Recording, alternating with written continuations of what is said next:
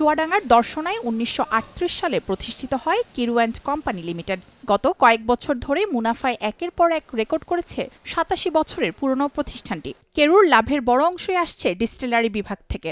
গত অর্থবছরের প্রতিষ্ঠানটির ডিস্টিলারি বিভাগ মুনাফা করেছে ১৯০ কোটি টাকা। তবে এতদিন ম্যানুয়াল পদ্ধতিতে মদ উৎপাদন করে আসছিল কেরুর ডিস্টিলারি বিভাগ। গত বছর থেকে সে ধারায় পরিবর্তন এসেছে।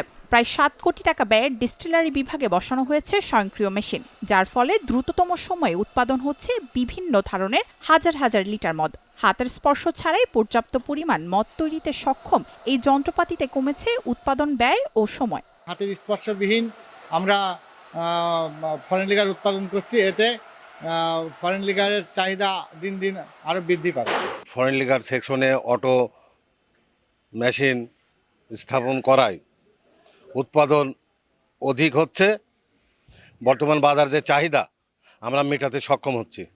প্রাথমিকভাবে এই মেশিনে ১ লিটার কাচের বোতলে মদ বাজারজাত শুরু করেছে কেরু। প্রিমিয়াম ব্র্যান্ডের এই মদে ভালো সাড়া মিলেছে বাজারে। কেরু অ্যান্ড কোম্পানি বর্তমানে ফরেন লিকার অটোমেশন প্রক্রিয়ায় উৎপাদন করতেছে এবং এই অটোমেশনের মেশিনারিজ ইটালি থেকে ক্রয় করা। এখানে অত্যাধুনিক মানের কাটিস ফিল্টার সহ অন্যান্য মেশিনারিজ ব্যবহার করার কারণে আমাদের লিকারের গুণগত মান পূর্বের থেকে বৃদ্ধি পেয়েছে এবং মার্কেটে যে চাহিদা সেটাও দিন দিন বৃদ্ধি পাচ্ছে।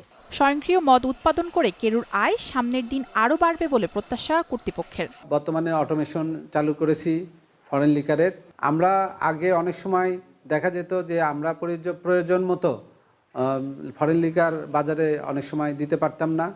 এখন এই অটোমেশন হওয়ার ফলে আমরা যখন বাজারে যেভাবে চাহিদার দরকার সেভাবে আমরা দিতে পারবো। ২০২১ সালে সরকার বিদেশি মদ আমদানিতে বিধিনিষেধ কঠোর করার পর বেড়েছে কেরুর মদের চাহিদা।